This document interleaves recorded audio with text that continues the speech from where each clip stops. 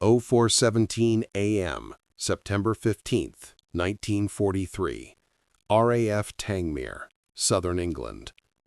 Flight Sergeant William Ginger Patterson crouched beneath the starboard wing of a Supermarine Spitfire Mark 9, his hands black with grease and glycol coolant. The aircraft bore the scars of yesterday's mission over occupied France. Cannon holes stitched across the wing root. Hydraulic fluid leaked dark stains onto the concrete hardstand. The morning air carried the scent of aviation fuel and the distant rumble of Merlin engines warming up for dawn patrol. Patterson had been maintaining Spitfires for 18 months. He knew every rivet, every cable, every weakness in the machine. This particular aircraft, serial number MK356, had a problem that was killing pilots. Not immediately, not obviously, but killing them all the same. A problem that lived in the mathematics of death, hidden in fractions of degrees and inches of deviation. The pilot assigned to MK356 was Pilot Officer David Hartley, 22 years old, Cambridge graduate, 7 combat missions, 0 confirmed kills. Hartley climbed into that cockpit every morning with confidence and skill, but he couldn't hit anything. Not because he couldn't fly, not because he couldn't shoot, because his guns weren't firing where he aimed them. In aerial combat, that difference measured the gap between survival and catastrophe. Patterson had watched 17 pilots die since arriving at Tangmere. Good pilots, skilled pilots, men who followed doctrine perfectly and died perfectly because doctrine assumed perfect machines. But machines weren't perfect. They twisted under stress. They flexed under load. They changed their behavior in flight, and no manual accounted for that transformation. The problem lived in the gun harmonization system. Standard RAF doctrine called for all 8 Browning machine guns to converge at 400 yards. At that distance, the cone of fire created a killing pattern 18 inches wide. Pilots were trained to close to 400 yards, center the target in their gun sight, and fire. The mathematics were simple. The execution was deadly. Except when the mathematics were wrong. Silence held in the hangar as Patterson examined the gun mounts by torchlight. On MK356, the guns weren't converging at 400 yards. They were converging at 320 yards. Not by much, just 80 yards difference. But at 400 yards, where pilots expected their bullets to meet, the rounds were already spreading apart. The killing pattern became a scatter pattern. Hartley was firing accurately at empty air, while German fighters flew untouched through the gaps between his bullets.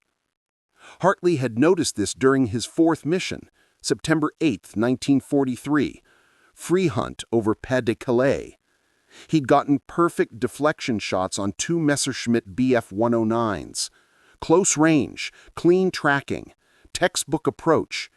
He'd seen his tracers reach out and pass around the German fighters like water around stones.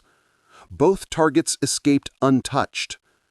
Hartley returned to base confused and frustrated, questioning his own skill. The 5th mission was worse. September 11th, bomber escort to Lille. Hartley engaged a Focke-Wulf 190 in a head-on pass. The German pilot was aggressive, experienced.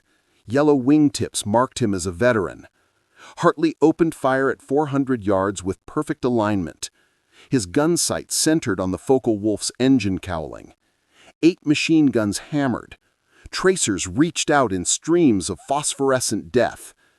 The Focke-Wulf flew through his gunfire without taking a single hit. Not one bullet connected. The German pilot reversed immediately, got guns on Hartley's tail. 20mm cannon shells cracked past Hartley's canopy.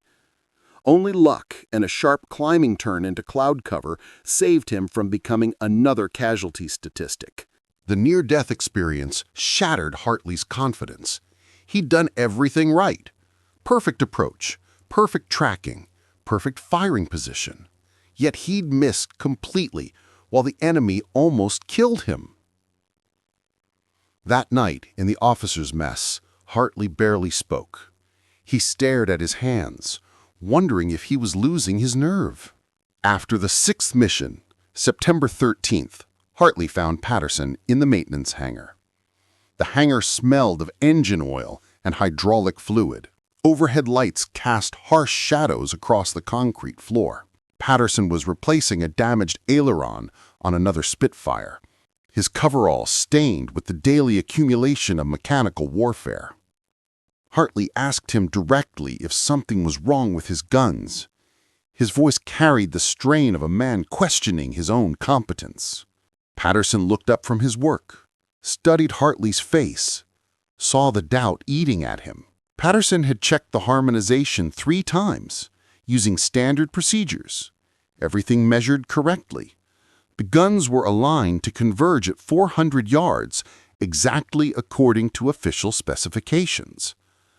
But Patterson suspected the measurements were wrong.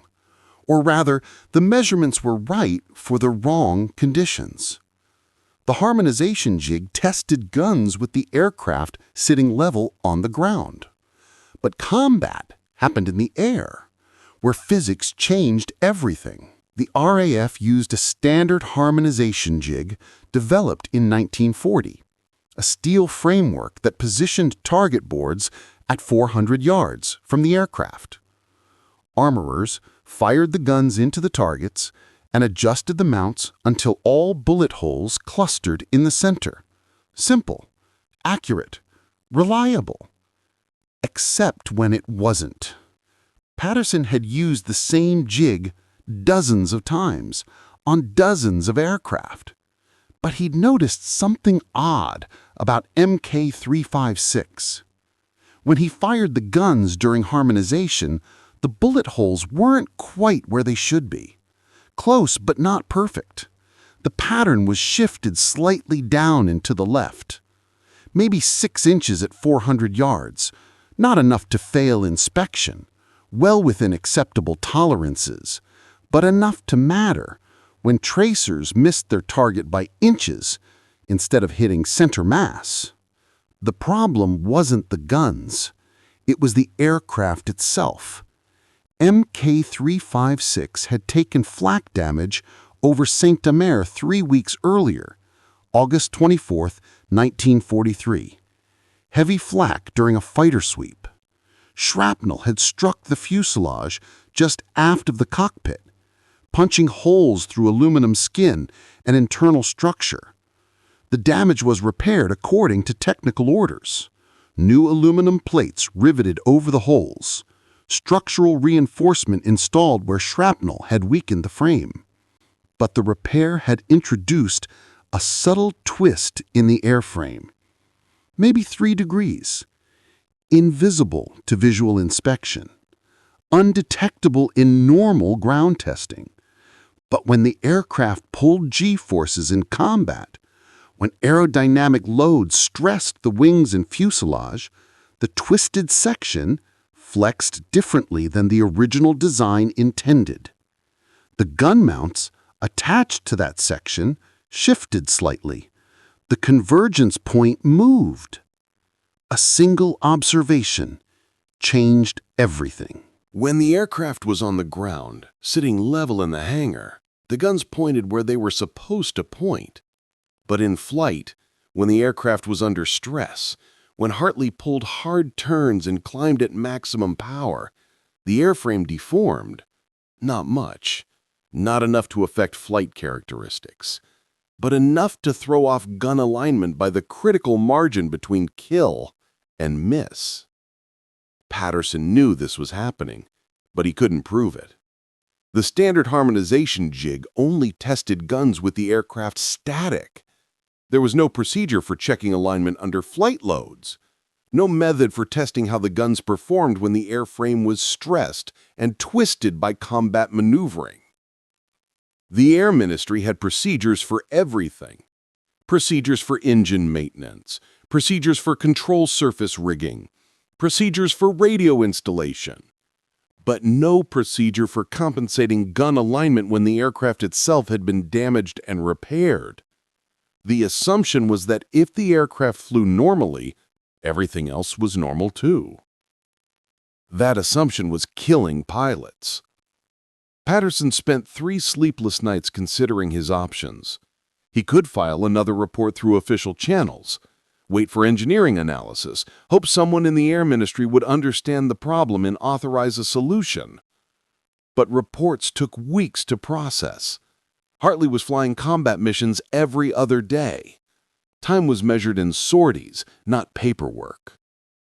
Or Patterson could do something that violated every regulation in the Air Ministry maintenance manual. He could re-harmonize Hartley's guns based on his own calculations rather than official jig measurements.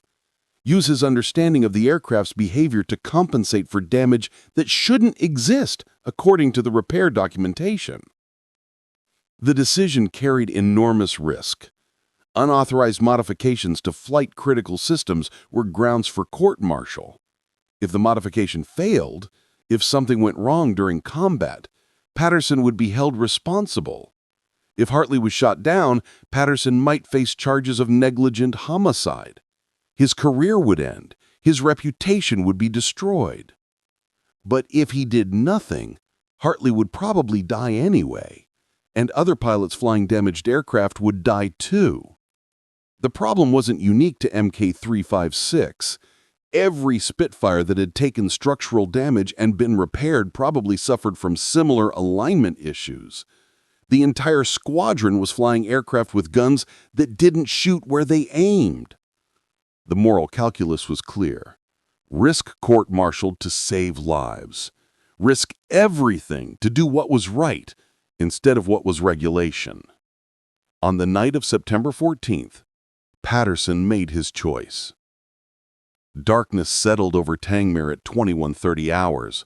The last patrol had returned at 18:47. Engines were shut down. Aircraft were serviced and prepared for tomorrow's missions. The maintenance crews finished their work and headed to the enlisted men's mess for dinner and sleep.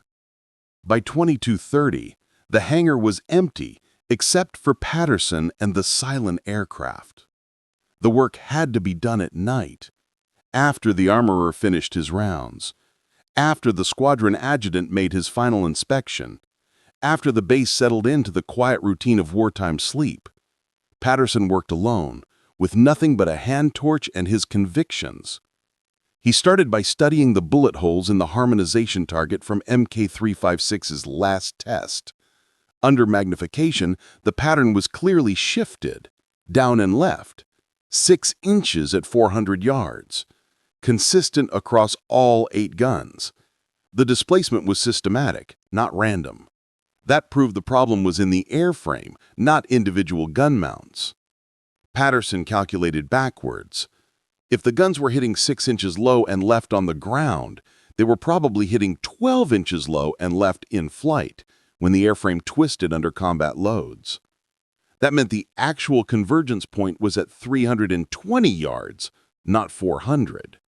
When Hartley fired at 400 yards, his bullets were already diverging. The killing pattern became a miss pattern. Mathematical precision in the service of survival. The solution was elegant in its simplicity. Deliberately misalign the guns. Harmonize them to converge at 480 yards on the ground. When the aircraft twisted in flight, the convergence would shift back to 400 yards where doctrine expected it to be. The wrong alignment on the ground would become the right alignment in the air. Patterson worked through the night, making minute adjustments to each gun mount, fractions of degrees, tiny movements that would be invisible to normal inspection but would compensate for the airframe's structural distortion under flight loads. He used no measuring devices beyond his eyes and hands, no official jigs, just his understanding of how the machine behaved when stressed beyond its original design parameters. Each gun required individual attention. The port guns were affected differently than the starboard guns because the structural damage was asymmetrical. The upper guns needed different compensation than the lower guns because they were mounted at different points on the twisted airframe. 8 guns, 8 different solutions, all calculated to converge at a single point in space when the aircraft was pulling G-forces in combat. The mathematics were complex, but the execution was simple. Loosen the mounting bolts, adjust the gun angle by feel, tighten the bolts, test the movement, repeat until the alignment felt right. Patterson's hands had been working on machines for 15 years. They knew when something was correct, even when instruments said it was wrong. At 0347, he test-fired the guns into the sand butts behind the hangar. The muzzle flashes lit up the pre-dawn darkness.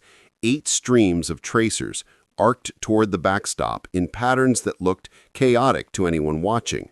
The bullet holes were scattered across the target frame. To a casual observer, it would appear to be terrible work, sloppy harmonization, poor marksmanship. But Patterson knew that in flight, when physics took control of the airframe, those scattered shots would converge exactly where Hartley needed them. The apparent disorder on the ground would become deadly precision in the air. He cleaned his tools, secured the aircraft, walked across the hardstand toward the enlisted quarters. Dawn was approaching. The morning patrol would launch in 3 hours. Hartley would take Mk356 into combat with guns that fired where he aimed them instead of where regulations said they should aim. The first test of Patterson's unauthorized modification came at 0630 when Hartley's flight took off for a fighter sweep over the Pas-de-Calais. 4 Spitfire Mark 9s climbing into the morning sky. The air was clear and cold, visibility was unlimited, perfect conditions for hunting German fighters who were expecting to hunt Allied aircraft with predictable gun patterns. Hartley was flying wing position in the formation. His flight leader was Squadron Leader Morrison, a veteran with 11 confirmed kills. Morrison led them across the channel at 25,000 feet, scanning the sky for targets of opportunity. The radio chatter was minimal, professional, focused. The engagement began at 0713 over Boulogne. 8 Messerschmitt Bf-109s dove on the Spitfire formation from 28,000 feet. Classic pounce, high-speed diving attack from superior altitude. The German pilots were experienced, coordinated. They timed their attack perfectly using the sun angle to mask their approach until the last moment. Morrison called the bounce and led his flight into a climbing turn to meet the attack. Standard defensive tactics: deny the Germans their altitude advantage, force them into a turning fight where the Spitfire's superior maneuverability could neutralize the energy advantage of their initial dive. Hartley picked the second Messerschmitt in the German formation, a Gustav variant with yellow wingtips, marking an experienced pilot. The German was aggressive, confident. He rolled inverted and dove to force an overshoot, trying to get behind the Spitfire where his cannon could do maximum damage. Hartley followed the dive, pulled lead for deflection, centered the Messerschmitt in his gun sight. The range closed rapidly, 450 yards, 420, 400. This was the moment of truth. This was where his previous engagements had failed. At 400 yards, Hartley fired. The 8 Browning machine guns hammered in perfect synchronization. Tracers reached out in tight convergence, exactly where Patterson's calculations had predicted they would go. The pattern was deadly, concentrated, precise. The Messerschmitt flew directly into the stream of bullets. The convergence was perfect. 400 rounds per minute from 8 guns created an impenetrable wall of lead. The German fighter's engine cowling exploded in a shower of metal fragments. Coolant streamed back in white vapor trails. Smoke poured from the engine compartment. The Messerschmitt rolled hard to the right, trying to escape the killing fire. But the damage was catastrophic. The engine seized. The propeller windmilled uselessly. The aircraft fell toward the earth, trailing black smoke and burning glycol. At 8,000 feet, the pilot bailed out. His parachute opened successfully, but his aircraft was finished. Hartley's first confirmed kill. After 7 missions and multiple close encounters, his guns finally worked the way Doctrine promised they would work. The modification was successful. Patterson's unauthorized calculations had restored the lethality that structural damage had stolen. But there was no time to celebrate. 2 more Messerschmitts were diving on Morrison's section. Hartley reversed hard, pulled maximum G-forces, felt the airframe flex under the load. Somewhere in that flex, his gun alignment was shifting exactly as Patterson had predicted. The apparent misalignment on the ground was becoming perfect alignment in the air. The lead Messerschmitt was tracking Morrison in a stern chase. Close range, deflection shot, certain kill unless Hartley could disrupt the attack. He fired a burst from extreme deflection, pure instinct guiding his aim. No time to calculate lead properly, no time to set up a textbook attack. The rounds walked across the Messerschmitt's wing root with surgical precision. Bullets punched through aluminum skin and severed control cables. The aircraft shuddered, rolled off target, broke away from the attack with its right aileron trailing uselessly behind it. Morrison was safe. Hartley had scored a probable kill and saved his flight leader's life in the same burst. The combat lasted 11 more minutes.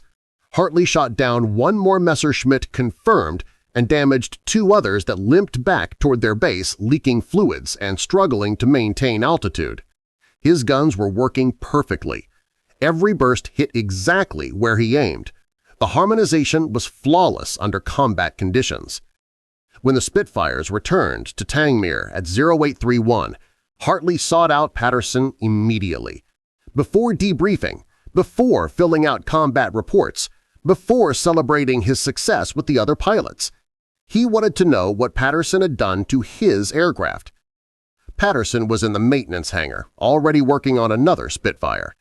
His hands were dirty with engine oil, and his coveralls showed the stains of a mechanic's routine. He looked up when Hartley approached, saw the excitement in the pilot's eyes, and knew immediately that the modification had worked. Hartley told him everything: the perfect convergence, the clean kills, the guns that finally fired where they were aimed instead of where paperwork said they should fire. He spoke with the enthusiasm of a man who had discovered that survival was possible after all. Patterson listened without interruption. When Hartley finished, Patterson told him the truth. The unauthorized re-harmonization, the calculation for airframe twist, the deliberate misalignment that became perfect alignment when physics took control of the aircraft, and the violation of regulations that restored the aircraft's designed lethality. Hartley understood immediately.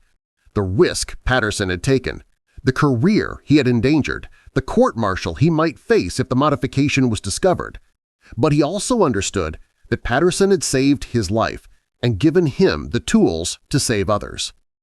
That evening, Hartley talked to 3 other pilots in the squadron, men who had been having similar problems with gun accuracy, men who were beginning to doubt their own abilities because their weapons weren't performing as Doctrine promised they would work, men who needed what Patterson could provide.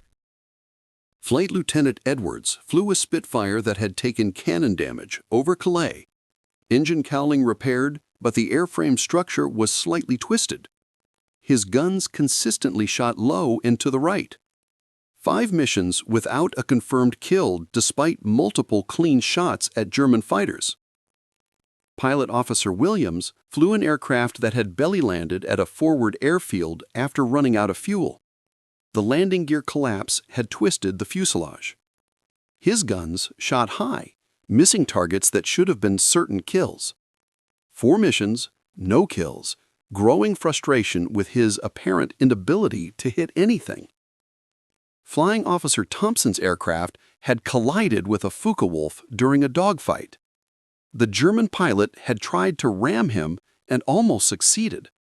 Thompson escaped, But his starboard wing was bent and his gun alignment was destroyed. 3 missions, flying an aircraft that couldn't hit what he aimed at. All 3 pilots agreed to let Patterson modify their aircraft. They understood the risks. Unauthorized modifications violated regulations. If discovered, all of them would face charges. But the alternative was continuing to fly aircraft with weapons that didn't work as designed. The alternative was dying in combat because doctrine assumed perfect machines that didn't exist. Within a week, Patterson had modified 4 aircraft using his compensation technique. Each modification was unique, calculated for the specific structural damage and distortion affecting that particular airframe. No 2 aircraft were twisted exactly the same way, so no 2 modifications were identical. The results were immediate and dramatic. The 4 pilots accounted for 16 confirmed kills in their next 5 missions. Their accuracy rate went from below 20% to above 70%. Word spread through the squadron like wildfire. Other pilots began noticing the improvement and asking questions. Squadron leader Morrison observed the change during the next week's missions. 4 pilots who had been struggling with accuracy were suddenly ace-quality marksmen. Their gun camera footage showed perfect convergence patterns and clean kills. Something fundamental had changed, but Morrison couldn't identify what. Morrison called Patterson to his office on September 28th. The office was small, cramped, filled with paperwork and technical manuals. Morrison was a professional pilot with a professional's attention to detail. He'd noticed that the improved pilots all flew aircraft that Patterson maintained. Morrison asked direct questions. Patterson gave honest answers. The structural damage, the airframe distortion, the misaligned guns, the unauthorized modifications that restored design performance under combat conditions. Morrison listened without interruption, then asked the crucial question. Could Patterson do the same modification to other aircraft in the squadron? Patterson said yes, but explained the risks. The modifications weren't approved by higher authority.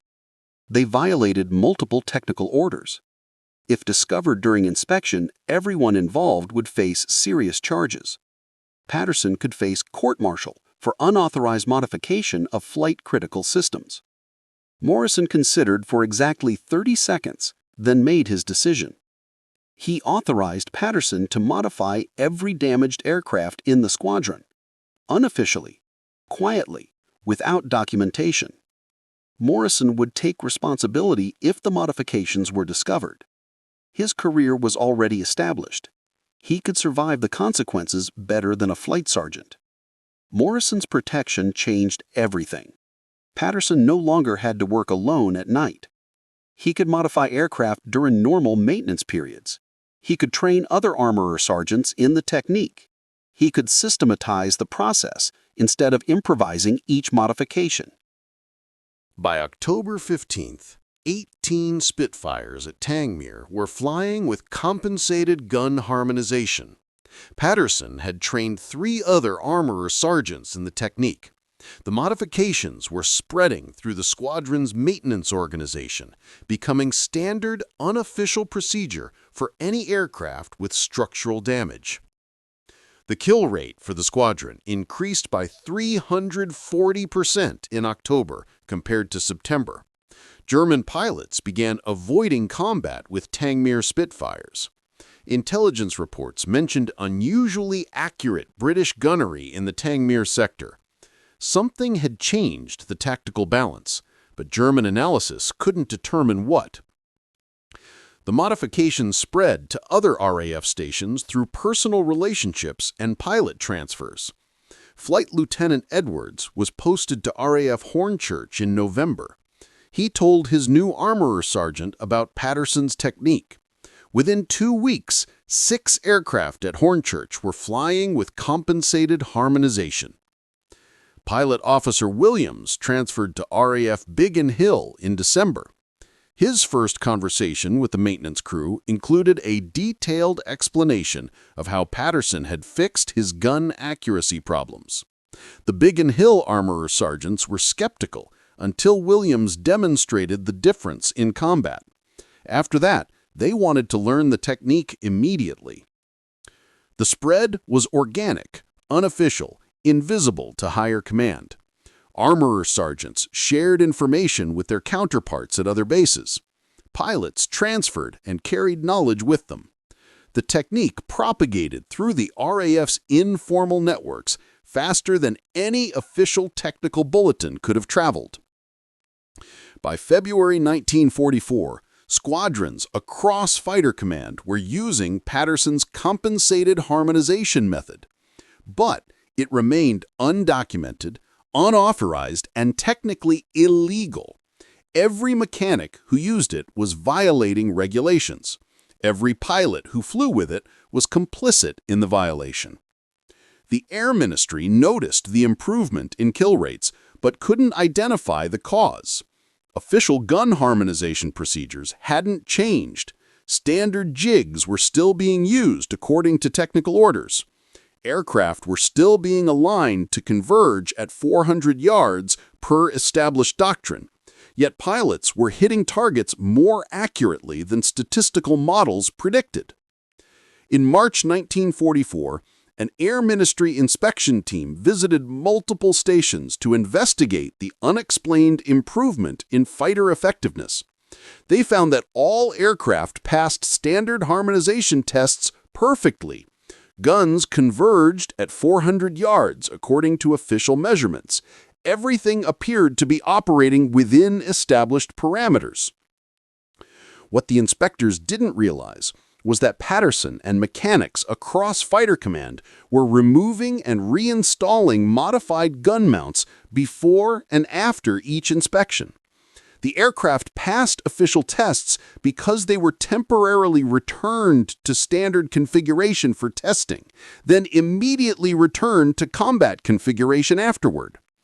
The deception was systematic, coordinated, and completely successful. Hundreds of mechanics and dozens of officers collaborated to hide effective modifications from their own command structure. The conspiracy existed to save lives, not to cause damage, but it was still a conspiracy against established authority. The true test came during Operation Overlord preparations. Fighter Command needed maximum effectiveness from every aircraft. Every gun had to count. Every shot had to hit. The air superiority mission over Normandy would determine whether the invasion succeeded or failed. Patterson's modification gave Allied pilots a crucial edge in the air battles over France. German fighters encountered Spitfires that shot more accurately than their intelligence predicted. Luftwaffe pilots who survived engagements reported that British gun patterns seemed tighter, more lethal than previous encounters. After the war, the Royal Aircraft Establishment analyzed thousands of hours of combat camera footage from 1944 missions. They discovered that Spitfire gun accuracy had improved dramatically in late 1943 and remained consistently high through the end of the war. The improvement couldn't be explained by pilot training improvements or tactical changes. Further investigation revealed the widespread use of compensated gun harmonization throughout Fighter Command. Dozens of armorer sergeants had been making unauthorized modifications to account for airframe structural distortion under combat loads. The practice had spread through the RAF by word of mouth and personal relationships, creating an informal technical revolution. Official tests conducted in 1945 confirmed that Patterson's method was significantly more effective than standard procedures for aircraft with any structural damage or repair history. Aircraft that had been twisted by combat damage shot more accurately when their guns were deliberately misaligned on the ground to compensate for in-flight distortion. The testing revealed that approximately 60% of combat aircraft had some structural distortion that affected gun alignment. Most distortion was minor, undetectable by visual inspection, but significant enough to degrade weapon accuracy. Standard harmonization procedures couldn't account for this distortion because they tested aircraft under static conditions. In 1946, the RAF adopted compensated harmonization as official doctrine. All aircraft underwent structural analysis to identify distortion. Gun mounts were adjusted individually to compensate for airframe characteristics under flight loads. The modification became part of standard maintenance procedures. But the adoption was quiet, bureaucratic, unremarkable. No dramatic announcements, no recognition of the unauthorized innovation that had saved lives and won battles. The technique simply appeared in updated technical manuals as if it had always been official policy. Patterson never received formal recognition for his innovation. No distinguished flying cross, no mention in dispatches, no acknowledgement in official histories. He remained a flight sergeant for the duration of the war, continued maintaining aircraft, never spoke publicly about his work. His contribution was buried in the anonymizing machinery of military bureaucracy. Hartley survived the war with 23 confirmed kills and 7 probable. He returned to Cambridge, completed his mathematical degree, became a professor specializing in applied mechanics. Every year until Patterson's death in 1987, Hartley sent him a letter on September 15th, the anniversary of his first kill, the day Patterson's unauthorized modification saved his life and gave him the tools to save others. The letters were simple, personal, consistent. Thank you for making my guns shoot straight. Thank you for understanding that regulations aren't more important than lives. Thank you for risking everything to do what was right instead of what was authorized. Patterson kept every letter in a wooden box beside his bed. 44 letters from a grateful pilot to the sergeant who had refused to accept that perfect doctrine could fail when applied to imperfect machines.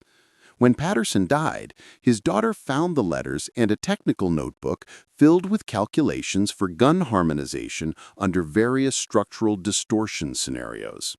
The notebook contained the theoretical foundation for modern weapons integration procedures. Patterson had systematically analyzed how different types of structural damage affected gun alignment and developed compensation formulas for each scenario. His empirical work preceded formal engineering analysis by 15 years. Military historians studying the notebook in the 1990s realized that Patterson had essentially invented computational weapons alignment 3 decades before computers made such calculations routine. His hand-calculated compensation factors were more accurate than early computer models. But Patterson had never published his work, never sought academic credit, never tried to formalize his discoveries. He'd simply solved problems as they arose, saved lives as he encountered them, and moved on to the next challenge without expecting recognition or reward. In the end, wars are won by men like Patterson, mechanics and technicians who understand that doctrine serves survival, not the reverse, who know that regulations exist to solve problems, and when regulations fail to solve problems, they must be modified or abandoned, who choose effectiveness over authorization when lives hang in the balance. The difference between victory and defeat often comes down to individuals who refuse to accept that regulations don't allow it is an adequate response to people are dying. Patterson understood that some rules exist to be broken when breaking them serves a higher purpose. His legacy lives in every weapons system that accounts for real-world conditions instead of theoretical perfection, in every modification that prioritizes effectiveness over bureaucratic approval, in every decision to do what works instead of what's authorized when human lives depend on the outcome. If this story moved you, please like and subscribe to help preserve these forgotten innovations. Share where you're watching from. Your comment keeps these histories alive. Thank you for remembering the mechanics who made victory possible through unauthorized excellence.